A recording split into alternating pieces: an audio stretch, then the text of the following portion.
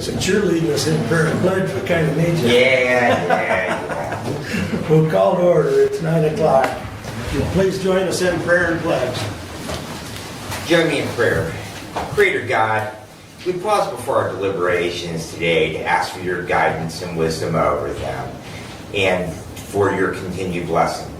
And Lord, in this day following the anniversary of the 9/11 attacks, we would ask for a return to that spirit that was on 9/12 of 2001, where all of the people in this country came together in a spirit of unity to work for the betterment of our nation, to look out for their neighbors, and to make this world a better place. In your name, amen.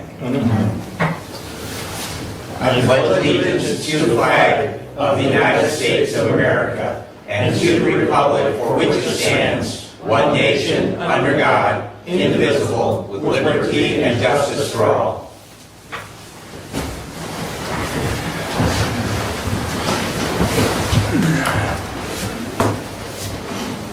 All right, thank you. We'll have our first call out to the public, and I will read our rule.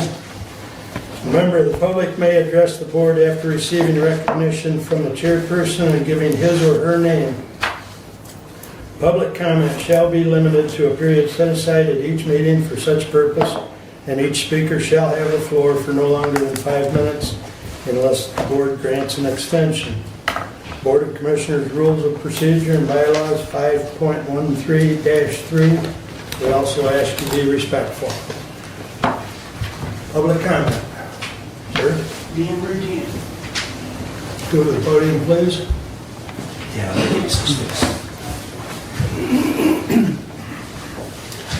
not going to read the whole thing. You've got it in front of you because it will take probably more time than I need. So this is a letter from the 5th District, press release 3/15/23.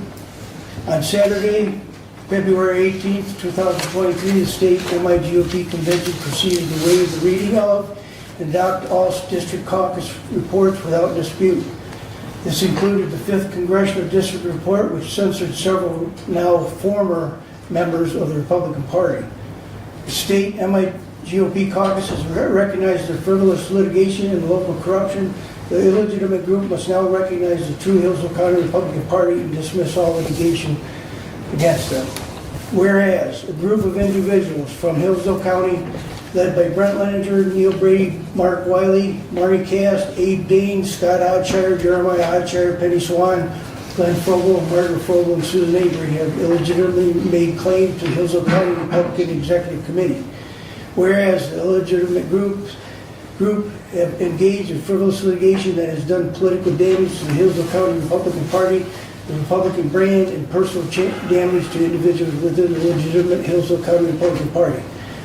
Whereas the illegitimate group has embraced and supported local corruption in addition to using influence within the Michigan Republican Party in connection with powerful allies such as former Senator Mike Shirkey and current MI GOP Chair Ron Weiser, preferred attorney, MI GOP staff, General Counsel John Indelson, to corrupt the normal administrative process for the adjudication of disputes, leaving no option other than for the delegates to make a direct judgment on the matter. Resolved, the Michigan Republican Party hereby formally censures Brent Leninger, Neil Brady, Mark Wiley, Marty Cast, Abe Dane, Scott Hodshire, Jeremiah Hodshire, Penny Swan, Glenn Fogel, Barbara Fogel, and Susan Avery, and shall forsake any association with the illegitimate group, and shall not consider any of them or their listed allies to be part of the Republican Party. I would like to put this into the minutes of this meeting. Yeah, 2 minutes.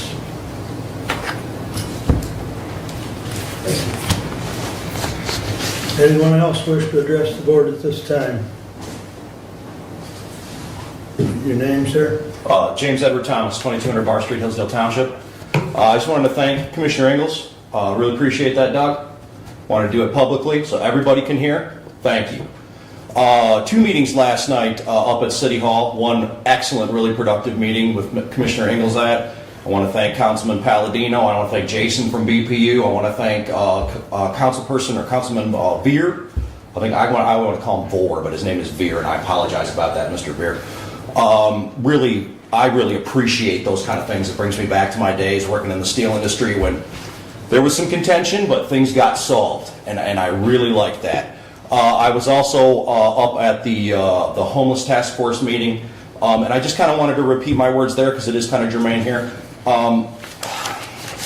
Money short everywhere. Looking for solutions outside the community to the community's issues don't seem to be sustainable, in my opinion.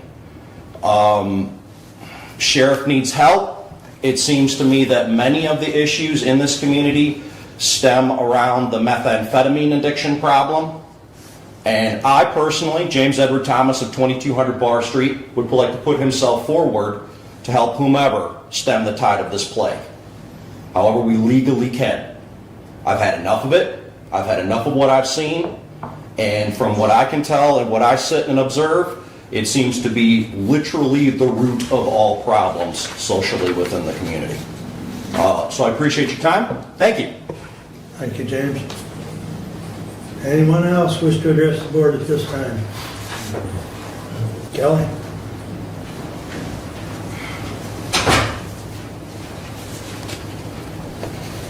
Kelley Mapes, Allen, Michigan. I just really quick want to go over some policy. I know you have oversight to the Sheriff's Department. I don't know who was driving the vehicle. I don't know whose child it was, but Sunday evening I was with my family driving, and I passed a Sheriff's Hummer with no doors on it, so like be at Silver Lake and a dune buggy with no doors on it. Here's a little red-headed boy playing a video game, right? Ironically enough, the very next day, one of our judges were in an accident in the very exact same place, and my heart dropped. I thought if a car had blown Lewis Street and hit the little boy with no doors, no protection, it couldn't have fared well. And as a car seat technician prior, I was really upset at the safety for this child. And then as a county worker of 30 years, I was very disappointed in the county and in whomever was driving the vehicle that would be on work time, because obviously they're driving a Hummer, which was pretty sharp. But for the safety of that child, I hope all of you commissioners hear what I say. Because if somebody were to be hurt in a county vehicle because it's being used, I'm assuming they were at the boat show, but if you're on the clock, I mean, we were forbidden to take our family or kids in our vehicles or have clients in our vehicles. I just challenge all 6 of you to please look into that and please look at the policy. Thank you. Okay, thank you.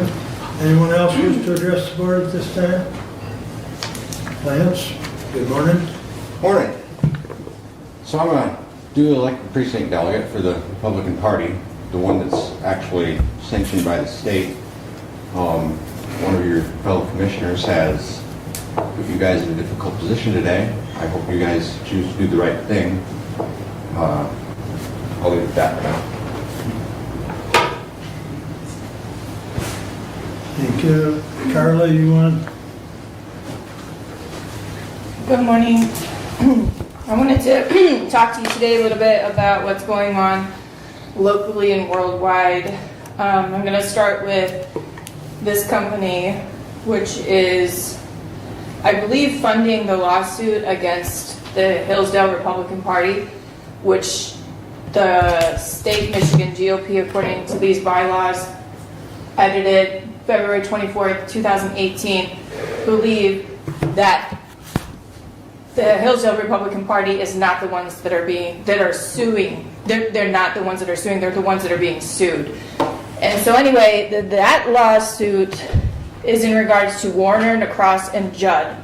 It is my belief that they are funded along with Fink, and they are backed by lobbyists for the CCP-tied EV company that funneled cash to Democrats after filing as foreign agencies along with Whitmore. So I believe that if this is true, then exactly what you're doing is trying to remove the United States Constitution, which is founded by God and supposed to be governed by men that we put into those positions, we the people. You're trying to remove that because the debt has climbed to $48.9 trillion. And instead of doing something about it, you keep on adding wish lists and courthouses that cost $30 million to restore with no ability to pay it back. So you then borrow money from a different country, which is formed to destroy God's ordained government. The next thing is, as far as the delegates go, all incumbent members of state and Michigan congressional delegation shall be entitled to attend a county district convention as delegates.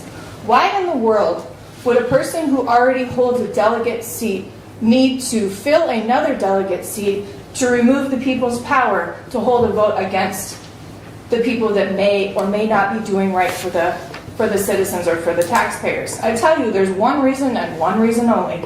You don't want us here. You don't want to hear what we have to say because your agenda, along with Warner, NeCross, and Judd, is just as I said, to remove the power from the people and give it to China. And I'm here to tell you that those have consequences. It's called the sellout. You are not allowed to sell people out along with their rights just because you feel like you can't pay back the debt that you all so desire to spend these monies that aren't yours. And of course, this is my opinion, but there are newspaper articles, the Michigan State GOP, and you can hide behind any court that you want. We're going to get to the bottom of exactly what happened here. And of course, like I said, it's my opinion to avoid any upcoming lawsuits, since that seems to be the only way you can control people. Thank you. Thank you, Karla. Anyone else wish to address the board at this time? Come on down, Bob. Good morning. Good morning to the Republicans and Democrats. Hope everyone's doing fine this morning. First off, I was kind of contemplating even coming in here today because really there's a lot of wish-washing what's in this county. It seems as though there's so much corruption, you don't know which way to go and who's turning what key. Seems as though there's a little bit going on with the controversial issue of the various sexual abuse at the Sheriff's Department. And this has been going on now for roughly 2 years. We spoke of it 2 years ago. We had another gentleman with the Sheriff's Department, another one that come up. And how are we going to resolve this? Now, it sounds as though that Scott, I'm going to say our sheriff, I've given him all the respect for all these times he's there and everything that he's doing. And I believe that he could have made, a good sheriff. But I don't think he knows really the Constitution. I think he also has tried to cover up a lot of this that's been going on there. Secondly, Mr. Wiley, the FOIA, a simple FOIA for 911, simple calls, fine, just calls. How is it that it gets denied for a FOIA through you? You're the only one here. If a FOIA comes through, you reject it, can't appeal, you're the only one to appeal to. That's absurd. We got to find another route we can take to enjoy what we want for information. FOIA is a simple thing at 911, who made a phone call, and isn't there any kind of response? No names, no nothing needed, but not getting anything from it. Other than that, I just want to say that hopefully Ms. Stuyvesant gets better or whatever. Thank you, Bob. Anyone else? There will be another public comment at the end of the meeting.